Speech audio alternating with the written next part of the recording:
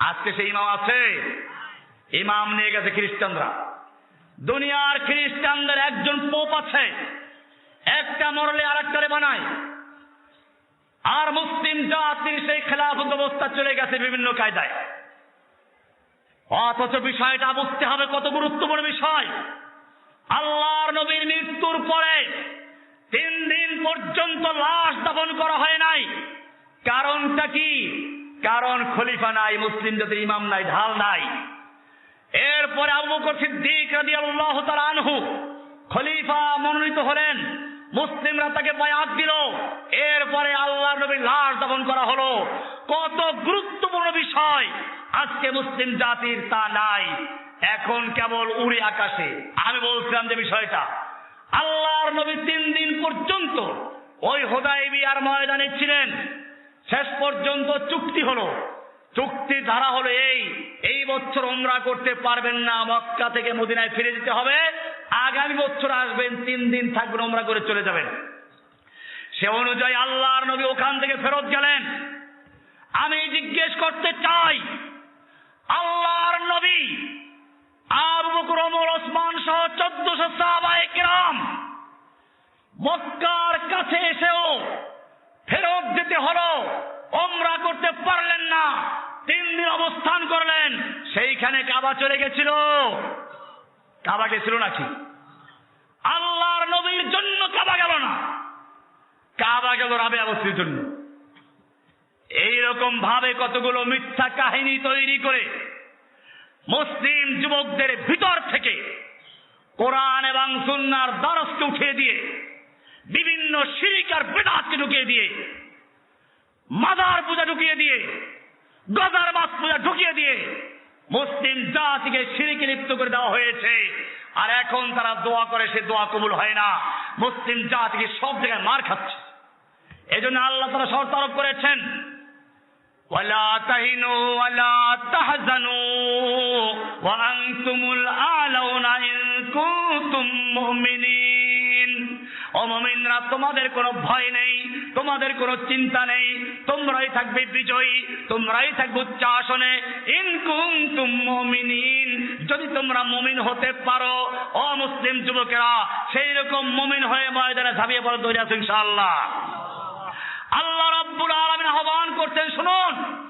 আল্লাহ তাআলা বলছেন, আমা লাকুম লা তুকাতিলুন وما لكم لا تقاتلون في سبيل الله والمستضعفين من الرجال والنساء والولدان الذين يقولون ربنا أخرجنا من هذه القرية الظالم أهلها واجعل لنا من لدنك وليا واجعل لنا من لدنك نصيرا।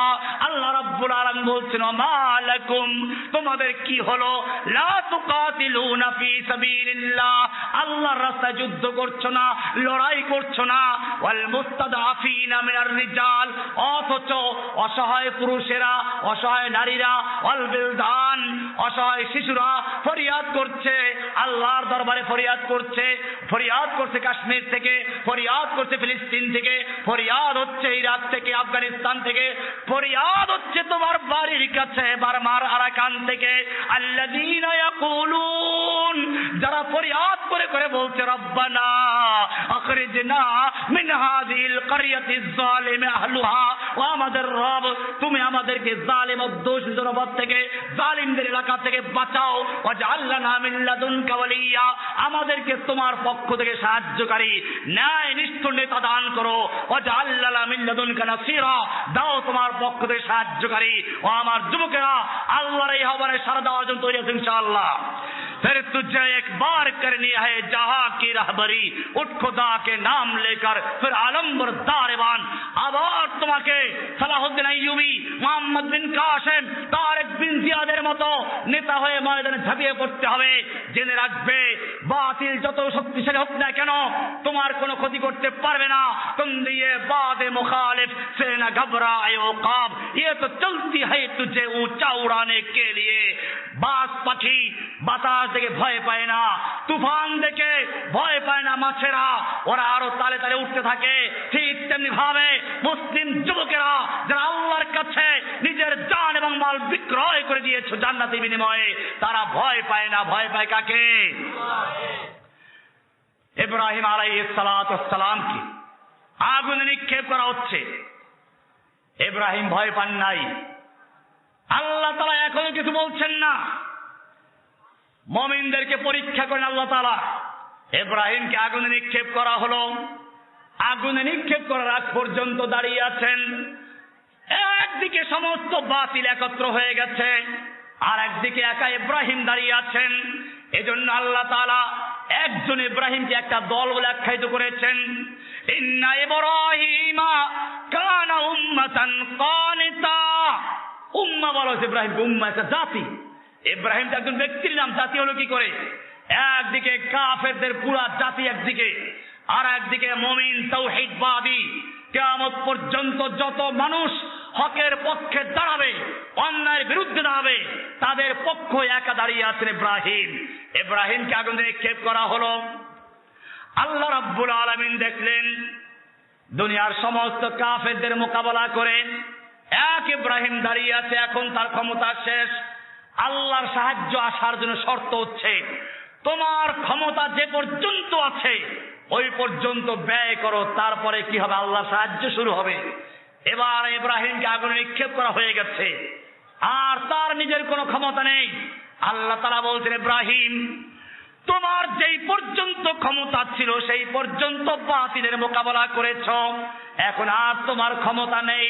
এখন আমার নুসরাত শুরু হয়ে গেছে। কুলনা ইয়া নারু কুনি বারদাও ওয়া সালামান আলা ইব্রাহিম। ও আগুন তুমি ঠান্ডা হয়ে যাও, ও আমার জাতি। আল্লাহ রাব্বুল আলামিন ইব্রাহিমের জন্য যিনি আগুনকে ঠান্ডা করেছেন সে আল্লাহ এখনো জীবিত আছেন কিনা? বর্তমানে ইহুদি খ্রিস্টানদের সমস্ত বোমার আগুনকে ঠান্ডা করতে পারেন কিনা? ইউসুফ আলাইহিস সালাতু ওয়াস সালাম আল্লাহর নুসরাত চাইলেন, কিন্তু উনি কি জুলাইখা যখন তাকে অপকর্ম করার জন্য 7 তলার উপরে নিয়ে দরজা বন্ধ করে দিল, উনি কি বসে বসে তাসবিহ পড়েছিলেন না দৌড় দিয়েছিলেন? কেন দৌড় দিলেন? তোমাদেরকে আমাদেরকে শিক্ষা দিয়েছেন তাসবিহ পড়তে হবে, দোয়া করতে হবে, দৌড় দিতে হবে। এজন্য তিনি দৌড় দিলেন। তিনি চিন্তা করলেন ওই দরজা পর্যন্ত যাওয়ার ক্ষমতা আমার আছে। আল্লাহ তাআলা বলে, ইউসুফ ওই দরজা পর্যন্ত তোমার ক্ষমতা, তুমি চেষ্টা করো, তোমার ক্ষমতা যেখানে শেষ হবে আমার সাহায্য ওখান থেকে শুরু হবে। এই বলে যখন তিনি দরজা পর্যন্ত গেলেন, জুলাইখা মুখ লড়াই আর কয়, যাও দরজার সঙ্গে টাকলেই নাকটা ভেঙে যাবে। দরজা পর্যন্ত গেলেন ইউসুফ আলাইহিস সালাম, মর্দে মুমিন। ওই দরজা পর্যন্ত যাওয়ার পরে আল্লাহ তাআলা জানিয়ে দেন, ইউসুফ দরজা পর্যন্ত আসার ক্ষমতা তোমার ছিল, সে পর্যন্ত ব্যয় করেছ, এবারে খোলার দায়িত্ব আমার। সঙ্গে সঙ্গে সব দরজাগুলো খুলে দিয়েছেন। বলুন সুবহানাল্লাহ। সাহায্য করা মালিক কে? মূসা আলাইহিস সালাম ফেরাউনের কবল থেকে বাঁচার জন্য বনী ইসরাইলকে নিয়ে যাচ্ছেন। সমুদ্র পারে যাওয়ার পরে আর কি করবেন? ক্ষমতা শেষ। আল্লাহ তাআলা বলছেন, মূসা তোমার ক্ষমতা ছিল বনী ইসরাইলকে সাগর পর্যন্ত নিয়ে আসার, আর তোমার ক্ষমতা নেই। এবারে আমার সাহায্য শুরু। তোমার হাতের লাঠি মারো। বনী ইসরাইলদের 12টা গোত্রের জন্য স্বতন্ত্রভাবে 12টা রাস্তা করে দিয়েছিলেন। কে দিয়েছেন? আল্লাহ রাব্বুল আলামিন জানিয়ে দিচ্ছেন, মিসলে কালিম হো আগর মারে কাজ মা কোই, মিসলে কালিম হো আগর মারে কাজ মা কোই, আজ ভি আতি হ্যায় কোহে তুর সে বঙ্গলা তাখাব। ও মুসলিম জাতি, সেই মূসার মতো লাঠি নিয়ে, মূসার মতো ঈমান নিয়ে যদি কাফেরদের বিরুদ্ধে ঝাঁপিয়ে পড়তে পারো, যে আল্লাহ রাব্বুল আলামিন মূসার জন্য নীল নদের রাস্তা করে দিয়েছিলেন, সে আল্লাহ রাব্বুল আলামিন আটলান্টিক মহাসাগরে রাস্তা করে দিয়ে আমেরিকার হোয়াইট হাউস পর্যন্ত মুসলিমদের বিজয় দান করতে পারেন কিনা? শর্ত একটাই, सबक पर फिर सदाकत का, अदालत का, शजाअत का, लिया जाएगा काम तुझसे, दुनिया की इमामत का। সেজন্য আজকে আমি আলোচনা করেছি মুসলিম বিশ্বের বর্তমান পরিস্থিতি এবং আগের মুসলিমদের কি অবস্থা ছিল, আমাদের কি পরিস্থিতি, বর্তমানে আমাদের উত্তরণের পথ কি, এই বিষয়ে আলোচনা হলো। এই আলোচনাকে ধরে রাখা, কোরআন সুন্নাহর পথে চলা, আল্লাহ আমাদের তৌফিক দান করুন, আমিন। দোয়া হবে, আমরা সকলেই বসে পড়ি। দোয়া চেয়েছেন, বিশেষ করে এই কমিটির অনেকেই বিভিন্ন বাহিরের দেশে থাকেন, কুয়েতে, কাতারে বেরোতে থাকেন। তো সেই ভাইদেরকে আমরা দোয়া করছি, আল্লাহ তাআলা তাদেরকে কবুল করেন। এই সংগঠনের দুবাইতে অনেক ভাইরা আছে, দেখা যায় লেখা আছে এখানে। এবার সংগঠনের একতার জন্য দোয়া করবেন, একতার জন্য, ঐক্যবদ্ধ থাকার জন্য। এরপরে অত এলাকার নারী পুরুষের জন্য দোয়া করব, ব্যবসায়ীদের জন্য। তারপরে খায়রুল ইনাম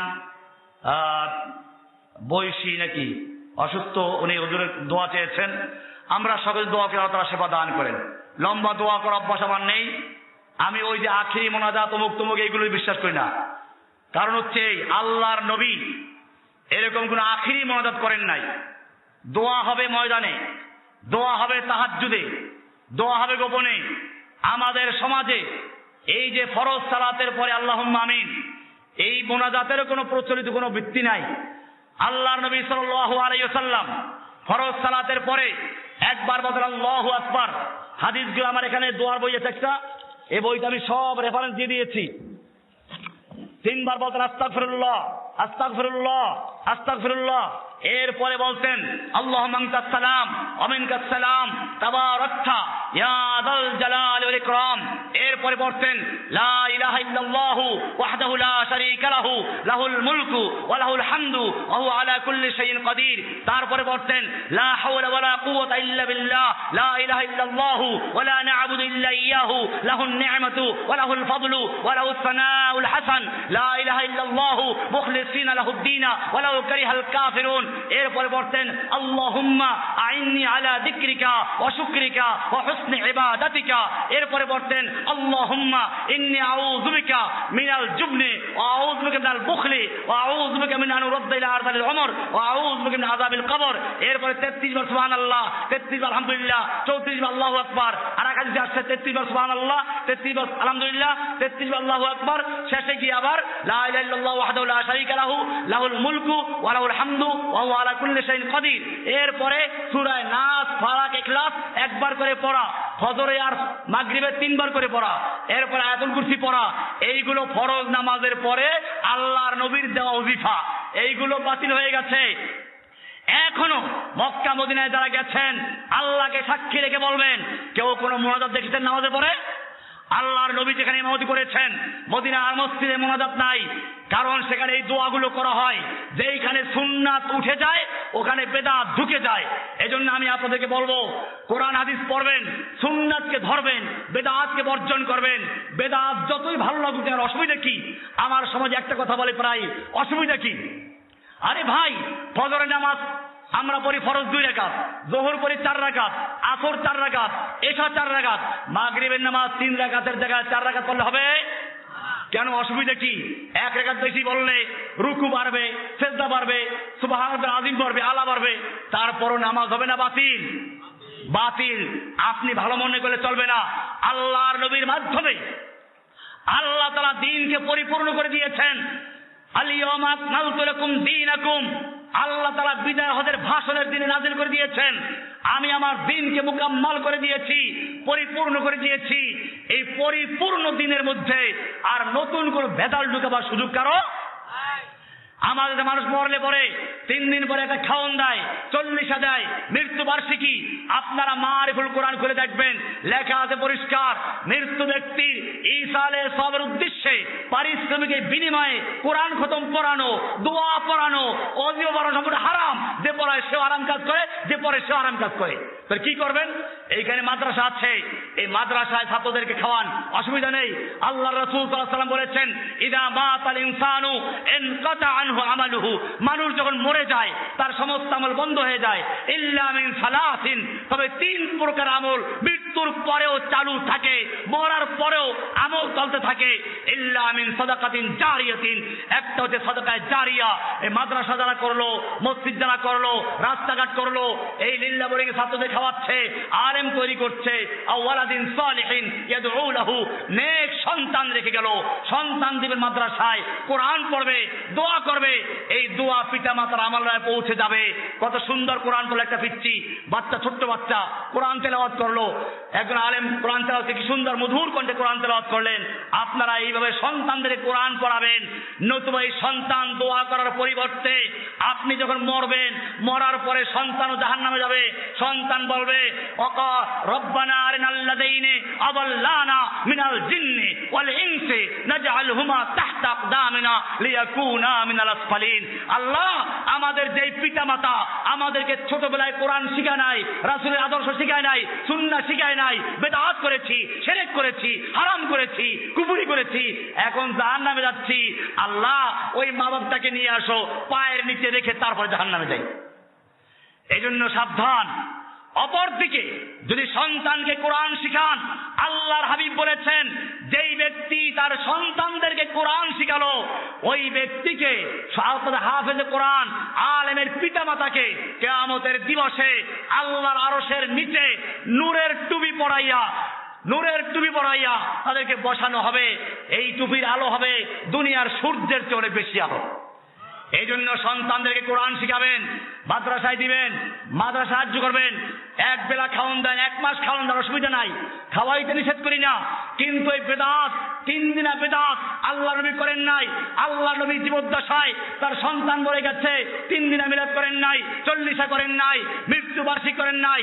আল্লাহ নবীর মৃত্যুর পরে সাহাবায়ে কেরাম করেন নাই, তাবেঈন করেন নাই, আবু বকর ওমর ওসমানের পরে করেন নাই। এইগুলো বর্জন করবেন, কবর পূজা বর্জন করবেন।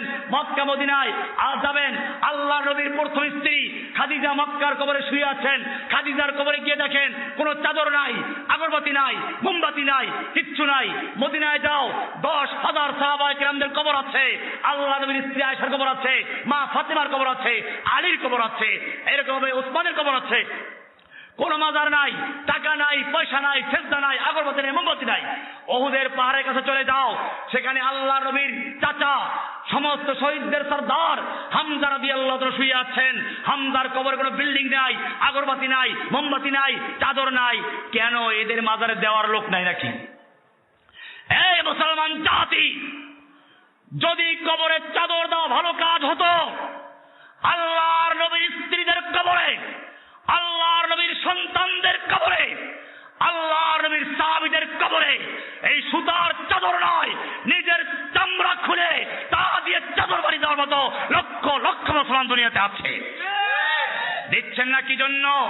আল্লাহর নবী নিষেধ করেছেন, আল্লাহর নবী হারাম করে দিয়েছেন। লাআনাল্লাহু, আল্লাহর নবী লানত দিয়েছেন। আল্লাহর নবী সাল্লাল্লাহু আলাইহি ওয়াসাল্লাম উচ্চ কবর ভেঙে সমান করতে বলেছেন। সেই কারণে আজকে মক্কা মদিনার কোনো কবরে চাদর নাই, টাকা নাই, পয়সা নাই, আগরবাতি নাই, মোমবাতি নাই, খাজা বাবা নাই, গাজা বাবা নাই, লেংটা বাবা নাই। এই সমস্ত সব বর্জন করতে হবে। চট আর জট দেখলেই মনে করে আল্লাহর ওলি। আমার ভাইয়েরা, এজন্য সুন্নাহকে প্রতিষ্ঠা করা, বেদাতকে বর্জন করা, একদিনে সব ওয়াজ করা যায় না। 2 ঘন্টা সময় শেষ হয়ে গেছে। এজন্য আমরা দোয়া করব, আল্লাহর কাছে দোয়া করবার পড়াশোনা করব। আল্লাহ তাআলা কোরআন পড়তে বলেছেন, ফাকরাউ মা তায়াসসারা মিনাল কোরআন। হাদিস পড়তে বলেছেন, আল্লাহ রাসূল সাল্লাল্লাহু আলাইহি ওয়াসাল্লাম হাদিস দিয়েছেন। আমরা পড়ব, কোরআন এবং সুন্নাহ দিয়ে নিজের জীবনকে গড়ব। আর এই যে সমাজ কি হলো একটা যুব পরিষদ, এই যুব পরিষদের ভাইদেরকে বলবো, আল্লাহ তাআলা আপনাদের যাত্রা কবুল করুন। একটা পাঠাগার রাখা, এখানে হাদিসের বাংলা আছে, তাফসিরে বাংলা আছে, সবগুলো রাখবেন। এরপরে আপনারা এগুলো পড়াশোনা করবেন। এলেমের চর্চা যত বেশি হবে, অন্ধকার তত দূর হবে। আপনারা মনে রাখবেন, অন্ধকারকে ঝাড়ু দিয়ে পিটাইলে চলবে না। অন্ধকারকে দূর করতে হলে আলো জ্বালাতে হবে। সেই আলো হোক এই যুব সংঘ। যুব সংঘকে আমরা দোয়া করব, সবাই সাহায্য করবেন, সমর্থন দিবেন। তাহলে ইনশাআল্লাহ এই যুবকরা এই অঞ্চল থেকে শিরক আর বেদাতকে উৎখাত করাতে ভূমিকা নিতে পারবে ইনশাআল্লাহ। আল্লাহ সুবহানাহু ওয়া তাআলা আমাদের সকলকে তৌফিক দান করুন, আমিন।